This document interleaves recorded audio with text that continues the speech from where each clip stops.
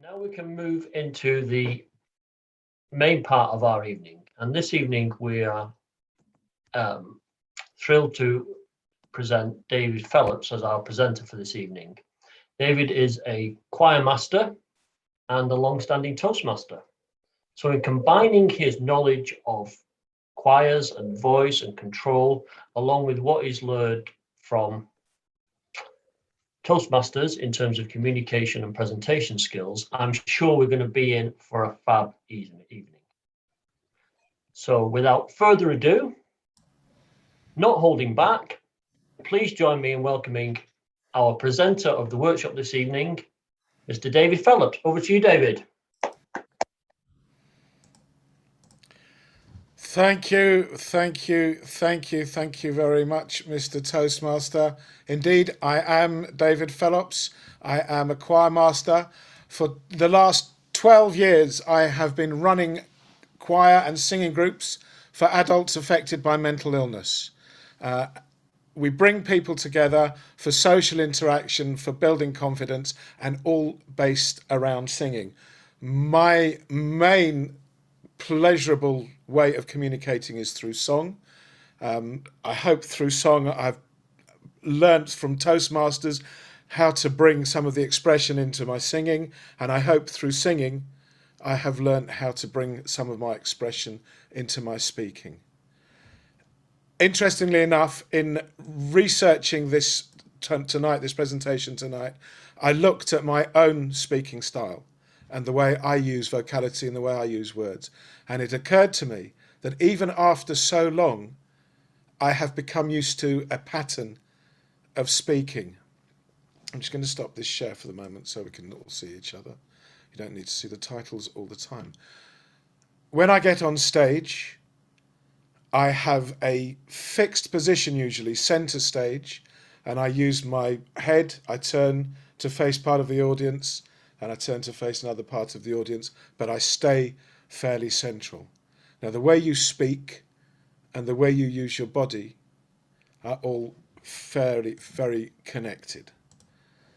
So what I'd like to find out just very quickly, is everybody here tonight a Toastmaster?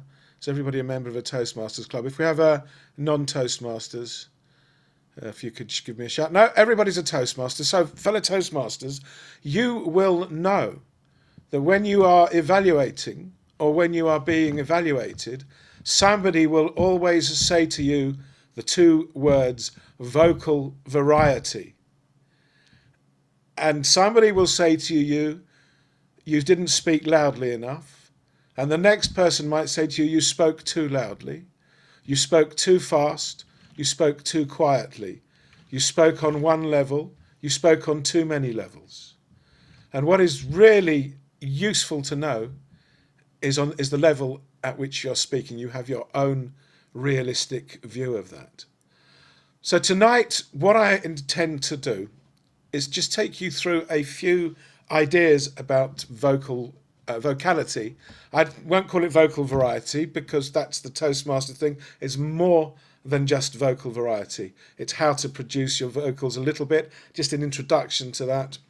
I'm going to play you a little theme song that I sang for Toastmasters, just to give you an idea of how your speaking voice can translate into something completely different when you're singing, yet you're using the same muscles, the same breath, and the same way of vocalizing, just using it differently. We're going to have a little breakout room, which I will ask you to discuss 2 or 3 different things and then come back and feedback. I'm going to give you a vocal warm-up, a little physical warm-up, nothing too taxing. This is not a Pilates class. I'm not trying to straighten out bent limbs or put things back together. I don't want anybody to dislocate anything. It is just a way for you to connect your breath with your mind, with your body, to connect your physicality with your vocality, which is, I think, something that a lot of us forget to do when we're speaking. And even more so when we've spent the last 19 months just sitting down and speaking in front of a camera. It's different on stage, but the same principles apply. I'm going to give you a very brief anatomy of vocals and breathing. There's two reasons for that being very brief. One, within an hour's workshop, there's not enough time. And two, I don't know enough about it. I don't want to give you the wrong information. So I will give you the information that I know and what works for me. Then we are going to do a few examples. I'm going to get you to come up with something to say, something very short, and explore different ways of saying it, using that vocal variety, connecting with it emotionally. And that's one thing that I would say that's very important. When I'm writing a presentation or a speech, I usually know that I'm on the right path because my body changes, and very often I actually cry. It doesn't matter whether it's a serious speech or a humorous speech. I know that when I feel it emotionally, then it's time to start keep on writing on that direction. I'm on that right pathway, and that even happened with a technical presentation such as this. So I'm very happy. I'm very excited to do this, and I'm going to give you. This is it's my apologies to Van Morrison. If you've ever heard of the song called "It's a Moon Dance," rather, this is based on Moon Dance, and it's called "It's a Marvelous Night to Go Zooming." It just lasts for 1 minute.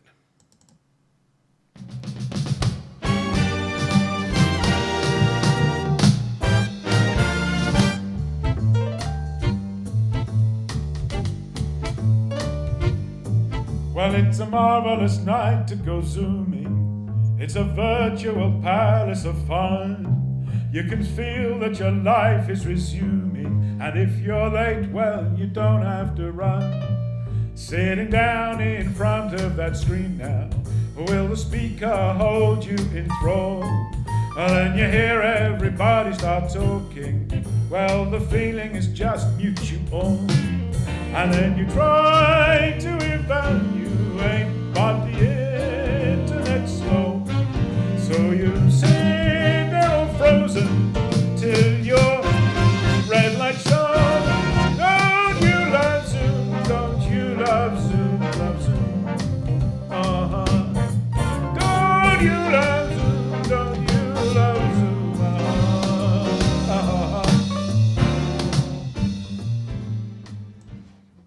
Okay. Thank you very much. That's a wonderful night to go, a marvellous night to go zooming, based on Van Morrison. I'm now going to go on to the next section and put you straight away to get to say hello to each other and put you into some breakout rooms. And I have three things. Looking at what does vocal variety mean to you?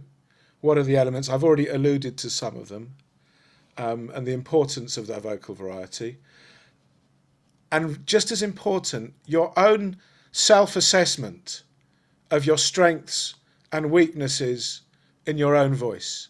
You may have no idea, you may have an idea, somebody may have pointed it out to you in the past, but with a few people around you, somebody says might trigger something off. And then also for later on, if you can start thinking you can work on your own or collaborate with the others, a few short sentences, something that you can impart vocality to, you can impart fizz to, you can impart sadness or anger or anything else on a sort of feedback and discussion of what you've discovered, if anything. I'm not going to push anybody. I don't know if there's there won't be time for everybody to speak, I am sure. But please, if you'd like to, and I hope you would like to join in the debate, if you could put your hand up or use the emojis to put your hand up, and I will call upon you to speak. Who's going first? Was that Wendy? I know you're just pressing your screen. Okay. Mary's got a hand up. Yeah, I can see. Okay, Mary, and then Steve, then Jenny. Thank you very much, David. So I think we spent most of our time discussing what we understood by vocal variety. And of course, we had all the standard Toastmasters words like pitch, volume, pauses. But then I think going on to what it actually means is sort of putting authenticity, emphasis, and emotion and making sure that what you're feeling is coming over in what you're saying, so that there's a connect there with the sort of the reality of what you're feeling is, and what the audience is hearing. So being expressive and conveying that emotion. Thank you. I think that's an excellent point. And that's one which we all strive to do. That if you can get that connection, it really does take your speaking to another level. And you can usually tell if somebody's written something and they're going, okay, now speak loudly here, now speak quietly here, as opposed to where they're making a genuine connection with it. And I've noticed there's one or two what I just call natural storytellers, or maybe, sorry, more than one or two. There are lots of good natural storytellers within Toastmasters who don't put so much change and emphasis, but just enough, just little changes and little emphases, little pauses that come and connect them to the story, and then connect everybody else to the story. Thank you for that great point. Who's next? Oh, I said Steve, I think, was it, and then Jenny. Yeah, thank you, David. And actually, Mary just articulated the main points I was going to make as well. We started from the perspective of the technicalities, that it's pitch, it's changes in volume, it's use of pauses, but it really was for us about the building the connection with the audience and building interest in the speech, allowing you to keep the attention of the audience rather than just speaking monotonously and in a dull way. Yes. And actually, David, what you just said was also relevant to us, which is if we know the content well enough, then it's easier for us to put more vocal variety in than it is if we're having to think all the time about, well, what's the next thing I need to say? So preparation's key. Absolutely, yes. Knowing your material is vital. Thank you. Jenny? We decided that reading children's books out loud is a good way of practicing vocal variety, because you gain confidence. They're not your words, and you can put all your attention on making the story interesting. Yeah, wonderful. Thank you. That makes me think of anyone who grew up in England or in the UK in the 1970s and 80s and 90s and listening to Jack and Ori. Had some wonderful storytellers on there. That was just somebody sitting down in an armchair reading a book out loud on television with some illustrations, and that was a wonderful time for me. Richard, thank you. Your go. If there's something from our group that I'd highlight that complements what's already been said, it was the idea that vocal variety can act a bit like the score of a film. It sits behind the content and it can add emotion, it can add drama, it can affect the pace, it can add emphasis. I thought that was a nice analogy that complements some of the other things said here. That's a beautiful analogy, and it's one sort of similar to one I've used in song. When you have a song like with a backing track, you've got a band or an orchestra playing, you've got the bass line and you've got the rhythm section, you've got the strings maybe filling in with a nice harmony, and the trumpets are blaring something. When you're speaking, you have to have that whole orchestra inside you, informing your speech. So you can't hear it, but it's there. It's there as a silent background to your speaking. Thank you. Anybody else have that? Did I miss anybody?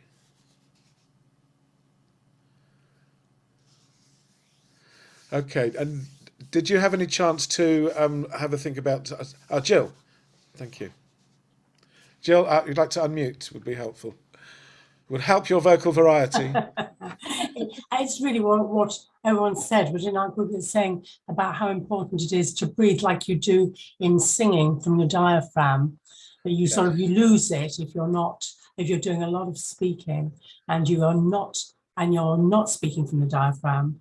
And about the importance, which geared back to what was being said, but if you're not enthusiastic about your subject, but truly enthusiastic, don't expect it to come over in your voice and anybody else to feel that.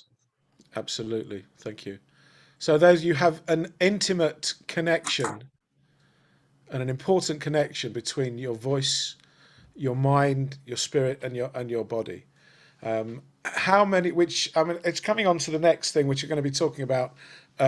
Physicality and vocality. and preparing your body, preparing your voice. And with that, where are we on timing for this, Patricia?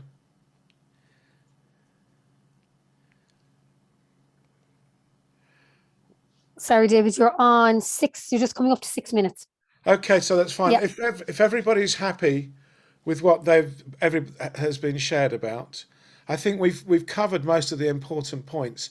That is, it may be simplistic. You may think, well, that's really obvious, but sometimes the obvious has to be stated. Connecting your voice with your emotions gives you a huge range and ability to make your speech, not just your speech, but your whole communication, and take it to another level, take it much closer to be in touch with people. Did any of you mention strengths or weaknesses of yourself, or did you get to think about it? Is Wendy? Yes, I was talking to the others about fighting against something, how I was trained as a child and as a young adult to not have an accent and to not express myself in the way that actually is encouraged at Toastmasters.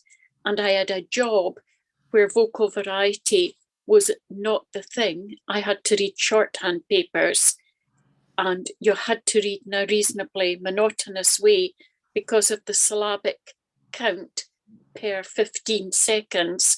And it meant that your reading was utterly, utterly boring.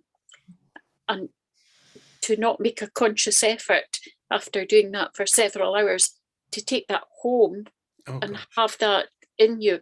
So I feel as if sometimes that those are my weaknesses and I have to fight against them because they're ingrained. That's a really interesting point, because it leads on to that. It's unlearning habit. Before you can learn new habit, you have to retrain yourself. And that's very good. Had a couple of other people were nodding and had their hands up there. Thank you, Wendy. Who else wanted to make a point on that? John Kendall, I saw you nodding. Did you want to add into that? We designated Mary as our spokesperson on this. Oh, fine. Okay. That's fine. Well, it'd be nice to have a bit of vocal variety, spokesman variety on that, maybe. But that's okay. I think then, if anybody else would like to just make a final point on that, I think we've said quite a lot. So the next step I'm going to take you through to is showing you what I do on a daily basis when I'm running choirs. I'm going to cut it a little bit short, as I normally spend about 10 minutes on a physical warm-up and then 5 or 10 minutes on a vocal warm-up. I want to do some more emphasis on the vocal warm-up, but it's going to give you a short physical warm-up. Now, I've developed this in a way, as I said at the beginning, I don't know if everybody was here, this is not a Pilates class or a yoga class. It's not aerobics. I'm not expecting you to do huge movements. What I would just like you to do is just to focus on your body, be aware of it, and feel how it connects with you. But just before we do that, there was a point I wanted to make about the vocal variety. Sometimes things can be articulated emotionally and in a way that is completely at odds with the words being said. So you can maybe be saying something that could be quite beautiful, but saying it in an angry manner or a very sad manner, or vice versa. And I just want, there's a song, and this happens a lot in music, and there is a song, one of my favourite songs that I love singing, and as a kid I sang it, but there's a 3-minute song which is sounds very jolly, but within that 3 minutes, let me share this with you. It has all these elements, and it's just a pop song. So you have love, betrayal, loss, anger, revenge, violence, retribution, and redemption. Does anybody know what the song I'm talking about? Okay, won't keep you in suspense. Bohemian Rhapsody? Oh no. Oh, yes. So I would say, because you hear the chorus, die, die, die, da, da, da, die, and he said, oh, that's jolly. But then if you read the words, you know, he's gone, his lover is having an affair. He kills her lover. He kills his lover. He's then really upset, and while he's waiting for them to take him away, he says, I'm really sorry. I think that is genius writing, to get a whole opera into 3 minutes. So we'll stop that there and do that. Okay, now you're very welcome to stay seated. If you want to stand, that's fine too.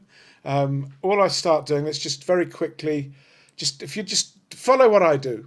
It's just going to warm up our body. Just waggle. That's lovely. I love that movement on the screen. Just waggle your fingers. Do a bit of hand wringing and hand washing. And then just up your arms, the other arm and the upper arms. Brush off your shoulders. That's it, lovely. And just shake out. Shake out. Now, if you throw your arms out to the side, carefully, don't hit anybody else in the way. Put your palms facing forward. Try and sit up as straight as you can, or stand as straight as you can. And just push your arms back so you get a nice stretch across your chest. And you can feel those airways all opening up so that you can support your voice. And you can feel your shoulder blades trying to meet in the middle. Just hold that for 5, 4, 3, 2, 1. And drop your arms straight down by this side. So you might find your shoulders are now a little bit straighter than they were before you started that exercise. And then relax and shake out again. The next bit is one of my absolute favourite exercises. So if you clench your fists down by your side and then just bring your shoulders up to your ears while your fists are clenched, it creates a lovely tension.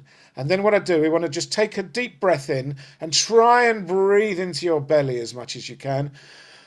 And hold that for 5, 4, 3, 2, 1, and just drop and let that tension go and let the air go. I find that creates that lovely contrast. You're creating the tension, then you're letting it go, and your body relaxes with that. Next thing I'm going to do, just a very little one. This is to connect. Very often we can hold tension in our jaws, which you may not be. I don't know if you've ever found yourself in a stressful situation and you suddenly find your jaw is clenched or your teeth are grinding.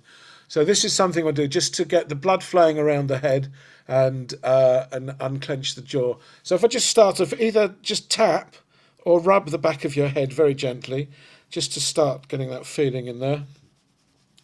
And then just take it, come up to the top of your head, forehead, eyebrows, and gently on the eyes and cheekbones and the fleshy part of your cheeks. And then just when was the last time you gave your ears a little bit of tender loving care? Just give them a little feel, and then just stretch and your nose, let the airways clear, and mouth and lips and chin, then the front of your neck, and then just drop the chin onto your chest. Yes, your chin onto your chest, not the other way around, and give the back of your neck a nice massage. I just find that gets everything nice and tingly. And then just as we're doing that, let's just all go. You're all muted, so it's okay. You can make as much noise as you like. So it's like a dog shaking all their water off and letting go of some of that tension. And then if we find just in front of our ears where the pivot is, where the jaw meets the skull, and then give that a little rub. And then gently stretch your jaw. Careful, don't want any dislocations or any damage. Just be very careful. Up and down, left and right. Now I'm going to ask you not to be rude, but we have a tongue which is connected to our vocal cords. And we want to stretch everything. So there's one thing I always ask all our choir members to do every day. Is just stick your tongue out as far as you can. And then stretch it to the left. And to the right. And straight up to the nose. Straight down to the chin. Straight out once more. and then and shake out. So we should now be a little bit looser, a little bit more tingly, and begin touch with our nerve endings and coming to our vocal cords. So that's what I do with the physical warm up, and we're now ready to go on to the vocal warm up. Patricia, I just want to make sure I haven't lost track of time, and I should be further on than I am. No, you're okay, David. That went to about 7 minutes when it was 5, so you're fine. Okay, fine. Because you were less on the one previously. Fine, good. Okay, Yeah. so a bit of vocality now. We come to actually practicing that. Very, very important is the breathing. The breathing is the foundation of the health of your voice. And it's very important. I don't expect you to get all this in one go. This is just a pointer, and I have got some resources for you at the end of the session where, if you're interested, you can start looking further. There are a myriad of resources out there. I'm just going to give you a little pointer. So to start off with saying for singing or for speaking, let's do it as for speaking. When you're speaking, when you take your breath in, your body does it naturally. You don't think about it. But if I say to you, just take a deep breath, if everybody just take a deep breath in.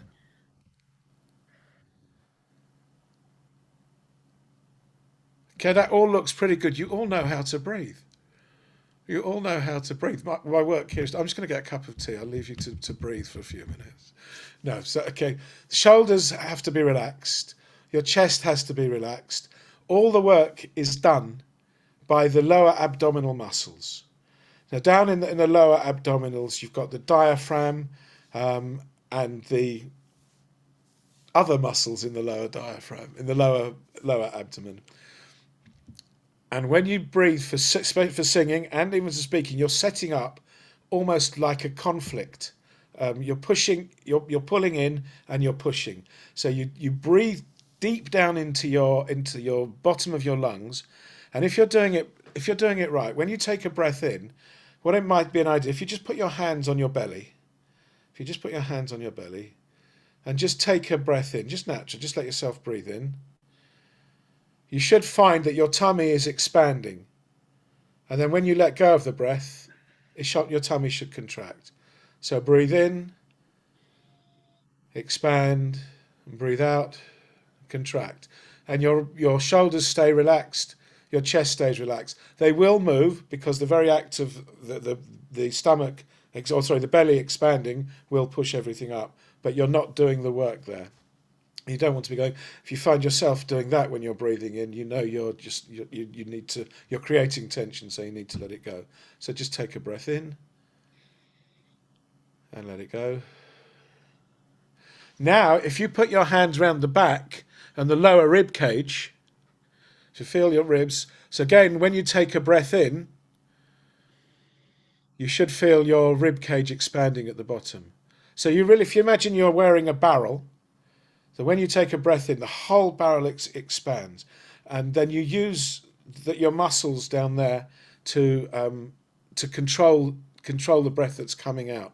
So you can speak for longer, you can put more pressure from the air, you can take the stress off your vocal cords and keep it down. So that's well supported there.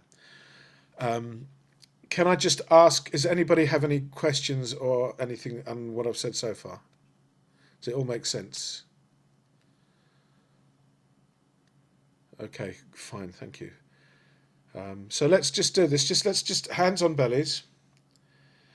And have you ever heard the expression or seen when you're reading something, he made a guttural sound, and or a low moan came from the room, and it was just like right from the center of his being. So when you're speaking from your vocal cords and you're stressed, the voice tends to be higher.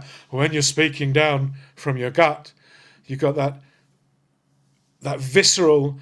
So what I would like you to do is have a go at that. If you take a breath in and just relax the jaw and put the voice as low down in your throat as possible and just go, ah.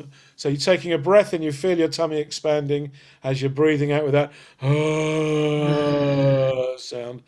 Your tummy is contracting again. So you've got that beautiful guttural utterance coming right from the belly. So you're making that emotional connection to your gut. So the next thing to do is maybe to put a little bit of music into that. So we'll just take it one more time to go. Okay. Now the next step is what it is. I'd like if everybody could unmute at this point, just for a minute. What I'd like everybody to do. So this is one chance on Zoom I get for everybody to talk to each other at the same time. And this is something I do every day in the choir, is take that ha and make it into a hello. So if everybody could just go hello. Hello. How are you all? How are you today? Oh, nice to see you. See you. Nice Oh, to see nice. you. Nice to see So you. nice to see you. And we are here to not to sing, to speak. And we are here to speak. That's it. So thank you very much for that, all that great connection. And now mute. You're back to making noises in your own room. Thank you, thank you very much.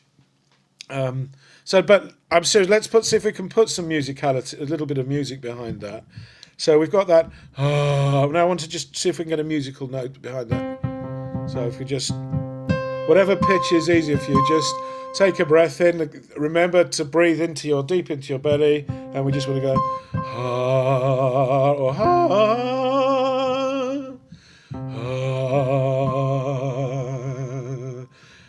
And if we can open our mouths very wide, so we can use that beautiful echo chamber we have.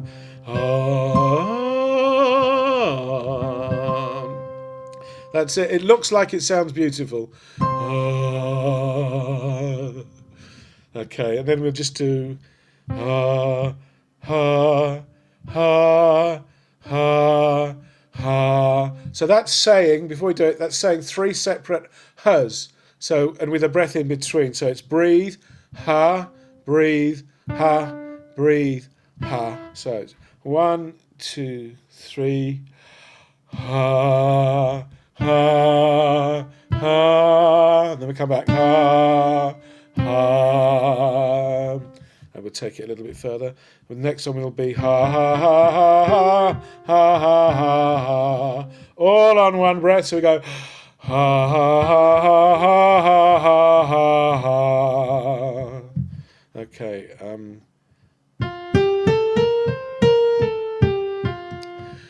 Ha, ha,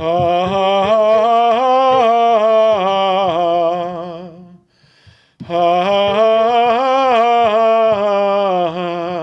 You might find as we go up in pitch, the muscles in your belly might feel a little bit tighter, and you have to squeeze them more. So then we go up a little bit further, and some of you will get this, some of you will not.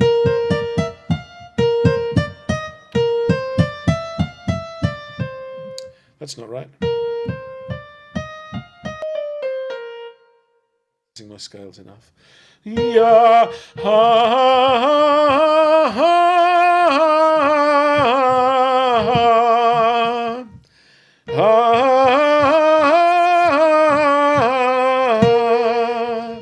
Now, I imagine that's, for those of you who are not singers or don't do a lot of singing, that's quite high in your voice. And when you come to speak, you're never up there. You're not using that kind of pressure on your vocal cords and on your abdominal muscles. So please, if this is you're thinking, I don't know quite what's happening or what I'm doing, I'm not connecting, my tummy's not moving at the same pace as my tongue, my breathing is coming down, that's all fine. This is just a start. This is just a beginning. But it's just to show you the range that you can have in your voice and what you can do with it. So I think that's really enough for the vocal warm-up. Just to give you a touch into it. Once we start, it's like anything else. It's like anything you do.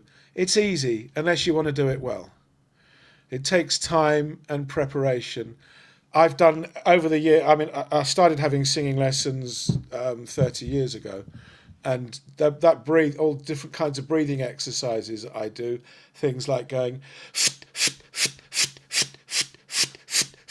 It's like if you imagine the word PFFT, and saying that, and also like blowing a candle out, you get that same movement, and that actually strengthens. That's coming from your core. And another one is just like trying to reproduce the panting of a dog, which really makes you be able to do it. If you think how a dog pants when it's hot.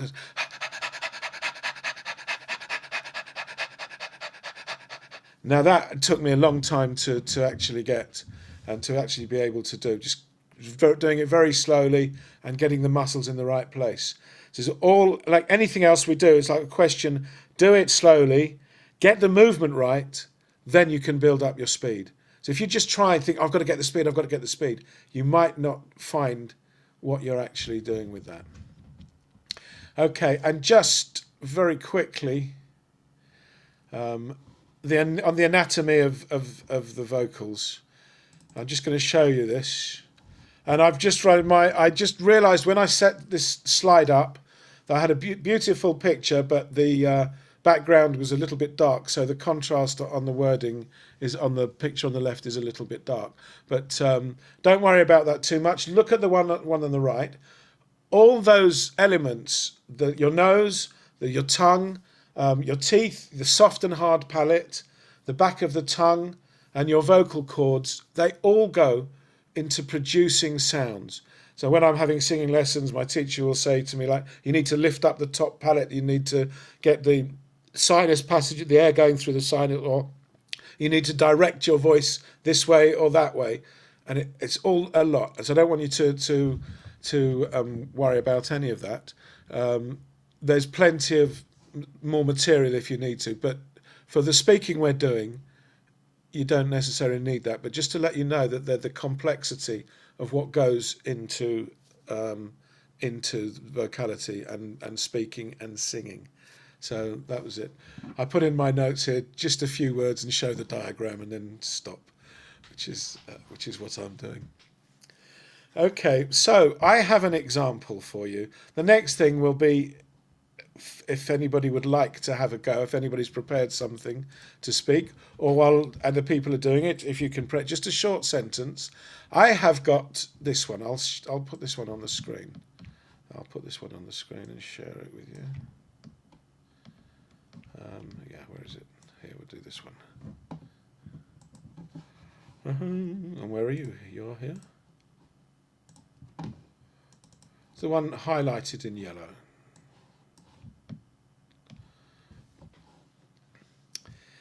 Just say, he turned to the lawyer and said to him, why on earth would you think that it was me who would do such a dastardly deed?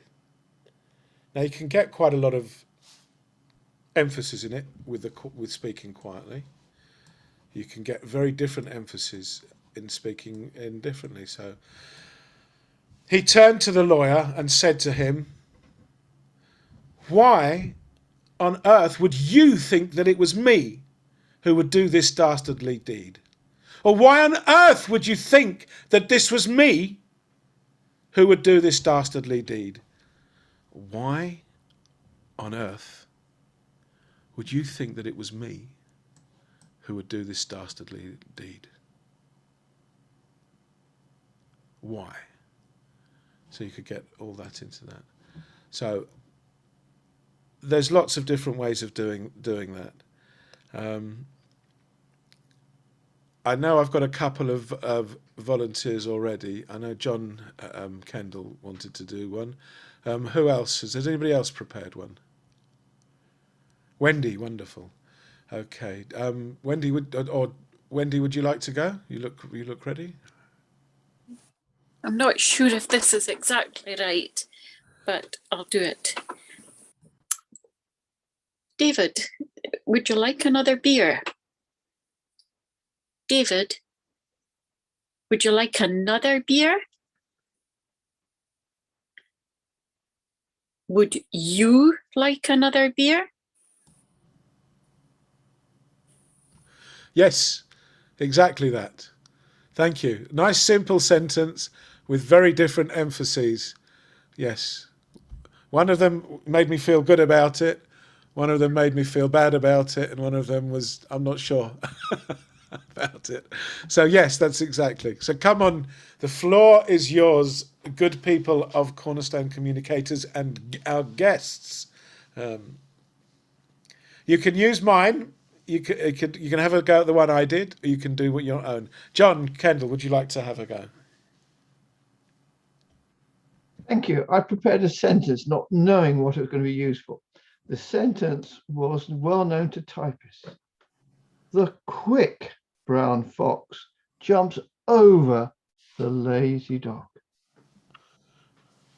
The quick brown fox jumps over the very lazy dog. The quick brown fox jumps over the lazy dog. Thank you. Those are good. What was so? What was? Can you say what was what was John's intention in the third reading of the quick brown fox jumped over the lazy dog? The lazy dog. Okay, right. Who would like to? Who's next? Oh, Jill, please. I'm not muted. Huh? I got. Why did you think it was me that did it? Why did you think it was me that did it? Why did you think it was me that did it? Why did you think it was me that did it? Lovely, thank you. Do you want me to? Do you want an answer now? So I just wait. Yes. Okay, thank you. There's some lovely smiles I'm seeing.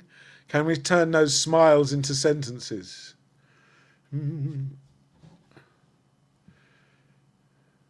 think Val's got a hand up, David. Oh, sorry, Val. Thank you, John. Yes, I didn't miss that.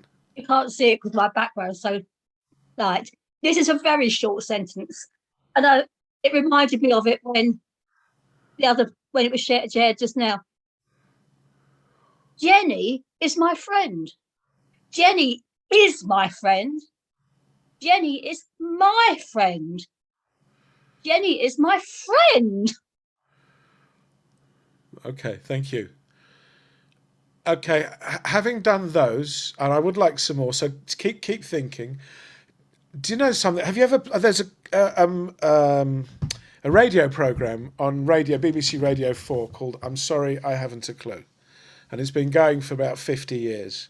And they play a game on it, which is I can't remember the name of it, but it is when each person in turn has to say a word, just one word that has no connection with the previous word.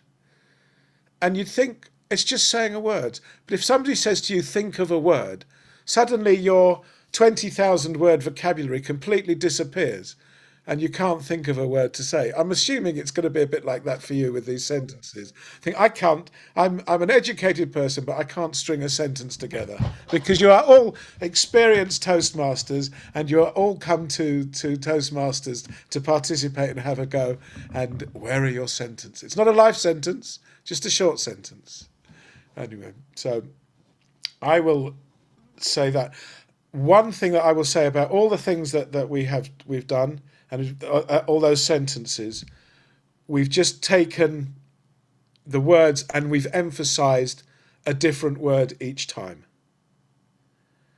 So what I'm going to ask you to use your mind here for a second, can you think of any speeches that you've done, whether they be technical speeches or emotional or personal speeches or any project that you're doing, that you think you could go back to and attack differently, especially storytelling. I know that storytelling lends itself to that very much, but even technical speeches and even what you might think were dry presentations can be livened up by injecting yourself, your own personality into them. If you think, I was looking up before, do you remember the Open University lecturers, where you would just have a black and white chap in a white coat with a straggly beard, just saying lots of numbers and lots of things on Open, and things have changed very, very greatly since then. Okay, so just have that in mind. Have that in mind. I'd like actually to move on to the next thing, which is questions. So if anybody has any questions, I've got a few minutes. If not, I can carry on to the next bit. But is there anything that I haven't tackled, or that I have said that you'd like to comment upon? I would be very happy to hear that. Jill. I was saying when we were in the lockout rooms and the breakout rooms, Yeah. the lock-in rooms. I was saying that a problem for me is that the more serious the talk is, and the more I feel about it, the more boring my voice gets, and I don't know how to translate the how strongly I feel to come over in a non-boring way. Whereas obviously the lighter it is, the easier it is to put over something like that. But I do find at the end, my voice has gone flat rather than maybe quiet and serious. If you've any mechanisms by which you can help, I'd be very grateful. So when you're writing a serious speech, is everything in the speech serious? There's room for humour? Because Yes. I agree with you. I find it's the opposite way around. I find if I'm trying to write funny, I start to solidify in a way and do the same and forget to do all those inflections. So I think for me, it's more about breaking it down, analysing it, and knowing, and then trying to in the practice, getting that so that it's actually stopping, and at the beginning make yourself say it differently, find a sentence and do what we've done with it, say it 10 different ways, and do it if you can do it with an audience or with somebody saying, how does this sound? Again, it's a question of once the material is in your bones, then you can start to connect with it. But if you're constantly struggling for a word and finding the word and knowing it's serious, then I find for me that's difficult. But I think it's like anything, it's breaking it down, looking for different ways to do it and practicing those different ways. Could I just ask a very quick follow-up question to that? Sorry, everybody. It's just how the number of speakers that speak, and it's so contrived the way they speak, which that is verging to it. What's the difference between doing a speech naturally and practicing it enough that it comes over with enough variety? I saw Fred Astaire. I've seen a lot of Fred Astaire dances. There's one dance he does in particular where he's smoking a cigarette and he flicks it out and he just makes a casual step and he puts the cigarette out. And I remember hearing him in an interview, and the interviewer said, that looks so natural, it just looks like the first time you did it. And he said, well, I've practiced it 1,000 times to make it look as if it's the first time I did it. I think with most of these things, it's not rocket science. It's that thing that and I'm very guilty of it, being able for a lot of my life to get by on winging things. If you want to do it really well, practice it, break it down, find different ways to do it, all those ways, shout it, and even just going back to the sentence I did first of all, one thing I get my singers to do is to exaggerate. So, for example, I would just say, if they're singing a song like, I don't know, Edelweiss or Falling in Love, and I'll say, sing it to me as if you're really angry and loudly. So we'll do something completely contrary what it is. So just for that one I said, like, He turned to the lawyer and said to him, "What the hell makes you think it was me that would have done such a dastardly deed?" Now that's too much. That's just shouting. But once you do that, you can then, okay, so I can still bring it more, but not so much. So exaggerate, go beyond where you want to get, and then bring it back. And then bring it back. So those are the things that I would say to that. One question. Okay, that's it really. I have a question for you that maybe you can come back to in the evaluation. Is there anything that I've missed out? What could I have done to make this more engaging? That's really, or what else could I have done to make it more engaging? And then what I'd like to do finally before I finish and hand back to Mr. Toastmaster is just to share this with you, and I will send it round. So if you've registered for the meeting, we've got your email addresses and we can send it to you. It's just 2 or 3. I don't want to bombard you, but it's just 3 resources. One is about the makeup of how the vocal cords work, some practical warm-ups, and some breathing exercises that you can do before you speak.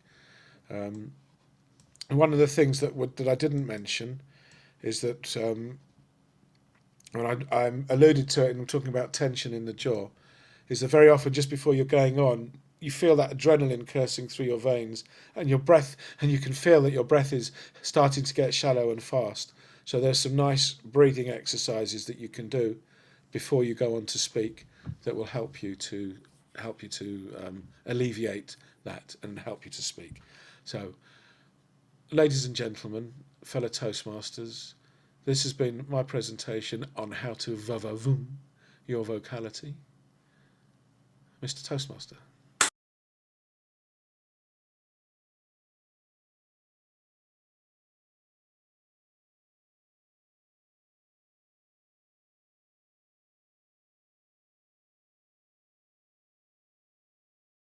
We're now going to move over to our table topics this evening, and I'm delighted that our table topics master this evening is Claire Baker. So please join me in welcoming Claire to the stage to lead our table topic session this evening. Welcome, Claire. Okay, thank you very much, everyone. I'm going to try and match my table topics tonight with what hopefully we've all learnt from the session that we had earlier on. This evening we've just learnt how to use our voices in a more engaging manner. So my aim this session is to give everybody more practice of doing just that, as you all talked about in the feedback session. So as Toastmasters, obviously our aim is to engage our audience right from the very beginning of our speech. And we use both the words that we choose as well as our voices to create an engaging atmosphere. So what I'm going to do tonight is I'm going to give all of our speakers the same topic, but their task will be to focus on using both their words and voice to introduce the topic in the way that I tell them. I'm going to assume that everybody is game to have a go, but if you don't want to go, please tell me now. I'm looking at the screen, nobody's shaking their head. Oh, one person, okay, I shall avoid you then. So, if you will understand what you're doing, let's begin. So I would like to ask our first speaker to tell us what happened, and I'd like them to create a sense of urgency as they introduce the topic, and that goes to Richard Jones.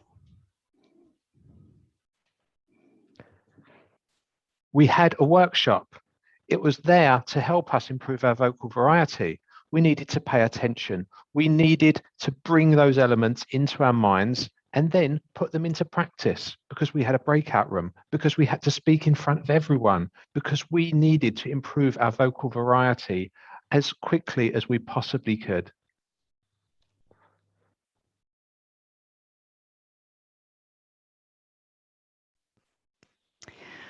Thank you very much, Richard. I felt the urgency, I felt the speed, the change in pace. That was a good way of showing a sense of urgency. My second speaker, I'm going to ask the same thing, but this time I want you to try and create a sense of suspense. So can you tell me what happens by creating a sense of suspense? And that question goes to Shanine.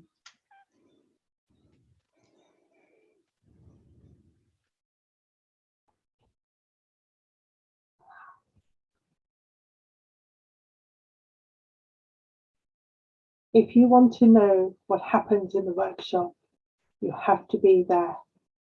And yes, it might be recorded and you might be able to watch it later. But there is nothing like knowing what's going to happen first by being present in the room. And even better, it gives you an opportunity to participate in the session. Did you bring your voice with you? Did you bring your sentences with you? Are you prepared? Are we prepared for what? I don't know. But whatever it is, it's going to be a fantastic evening, because with the title like Va Va Voom, your vocals, what else can you expect but absolute fun and enjoyment? Thank you very much.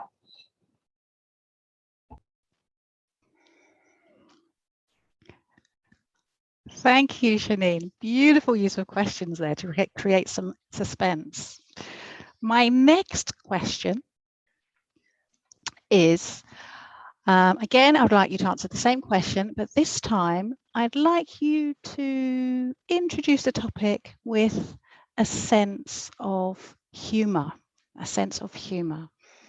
So can you tell us what happened with a sense of humour? And this goes to Val. Oh, have you ever flopped? Have you ever stood on the stage and just frozen? Oh my goodness, how did you feel? Tearing your hair out. Oh, why am I here? But tonight we learned how to not flop. It was so good. Honestly, I didn't know what to expect. And when you're tone deaf and you're going to a vocal variety shop, you think, oh my goodness, am I going to have to sing? Or do I want to make everybody leave the meeting? Because if I sing, that's what will happen. Oh my goodness. But David is so good. And from the beginning, he introduced a song. Oh, just lifted us up. It was other words to somebody else's song. And it just kept us captivated. It was really exciting. And we loved it. And then we went out into breakout rooms. And we had some fun there because Clifford gave us the Ning Nang Nong poem to recite in different ways. And that was such fun. Oh my goodness. If you've missed tonight, you're not going to get the same if you go on Zoom, because you won't get the interactive feel. You won't be doing the sounds with David because you'll feel silly in a room by yourself. So honestly, if you want a bit of fun, come to Toastmasters. And if you want a bit of fun and you missed tonight, oh my goodness, you've missed so much. Thank you. Wonderful, Val. Thank you. Thank you so much. You definitely made me smile. Okay, my next question, again, same question, what happened? But this time, I would like you to create a sense of fear, a sense of fear.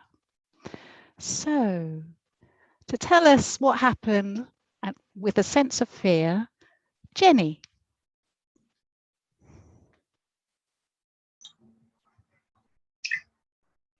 Fellow Toastmasters, I've just experienced a sense of fear. I am nervous around vocal variety.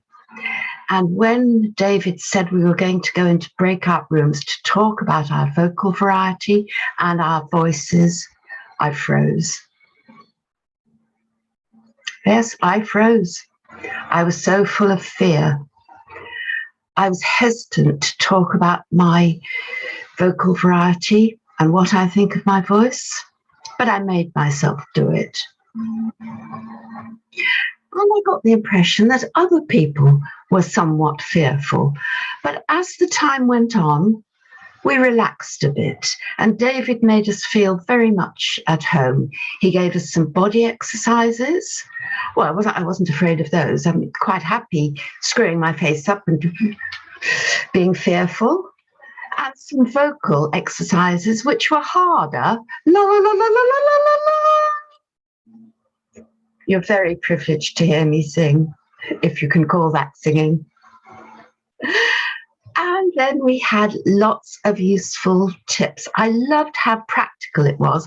And I think I now feel less fearful than I did at the beginning. So thank you very much.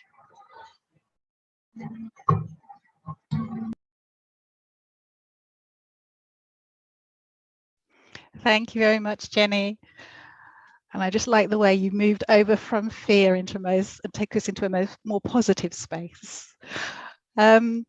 Okay, for my next speaker, I would like you to tell us what happened with the sense of sadness.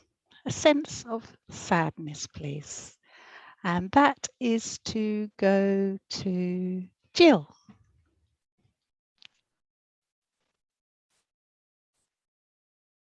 Oh, it was such a pity, really. You know, I was quite happy when I came this evening. I'm very happy, in fact, and I just had a good meal, and then I came on, and the thing that David showed me was, oh dear, I'll never make a singer. I don't even think I'll make a speaker, but I really thought I would, you know. You can fool yourself, can't you, most of the time? But then when he showed and he went up the scale, and I could only go halfway up the scale, and when he said, you know, when he said you put your hands behind your back and sort of feel your ribs, I don't think I can feel my ribs, which is a bit of a pity, because it made me even sadder, actually. And I thought, oh God, I've got to lose weight. It's quite sad, really. And the more he went on, and the more I saw everybody here grow in skills and not be afraid to say how they felt about it. And I just felt a total, utter failure. So please forgive me. I'm just going to take to my bed and cry. Mr. Toastmaster.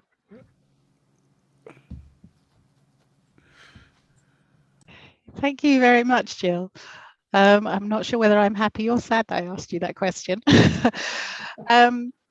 Moving on, I would now like my next speaker to give us an unusual introduction to our topic of what's happened. And this goes to Wendy.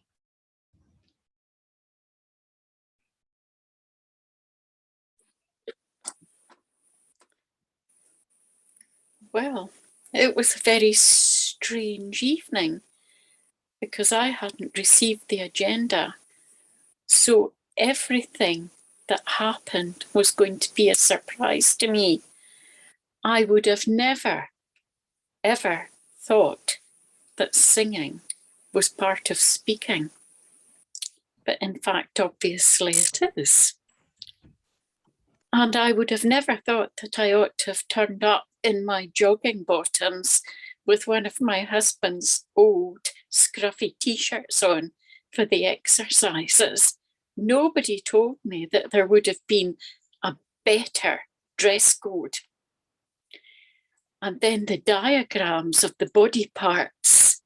Well, I really wished I had a brown paper bag to cover my eyes for that.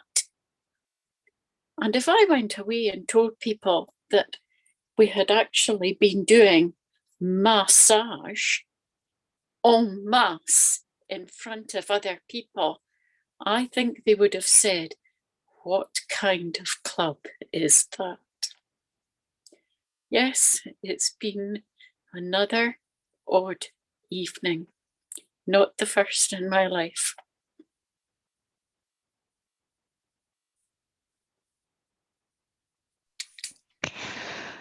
Thank you very much, Wendy. You've really made the evening sound very different and unusual. Am I okay for time? Have we got time for another one, Patricia? Or I think we could have one more, Claire. And Yeah, I think I said, yeah, I think one more, yeah. Okay, so for our very final speaker, I would like you to tell us what happened, but convey it in a dark and angry way. A dark and angry way. And that goes to Sue. The evaluator, Claire. Oh, in that case, I shall give you a reprieve, Sue. And in that case, I will perhaps try Anna.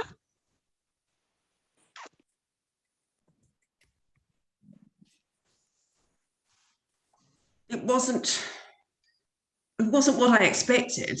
It was, I struggled to understand. There were times when we were waving hands at each other and I really didn't enjoy it. And then I had to poke my tongue out. It was strange. But everybody played along and they pretended they were happy. And then the groaning from beneath the belly, I really didn't understand why it was so, well, noisy and not really how you communicate. I mean, you come to these meetings to learn a way of doing things, and then suddenly you're faced with all this obscure way of doing things and the touching of bodies and the exasperating blowing of lips and it was weird. And it was just, it was the downer, but it was frightening. But people recovered, they went into these rooms, they were called breakout rooms, where you have a mental break because, you had to touch your head and your face. And so it was important to go into these rooms, be able to recollect yourself. And in fact, the breathing exercises that they taught you before kind of gave you a guidance as to how to make it through in those recovery rooms. And then they came back. So I think we all survived. We all survived. It was tough, but we made it. And we'll probably come back again. And we are survivors. We know that.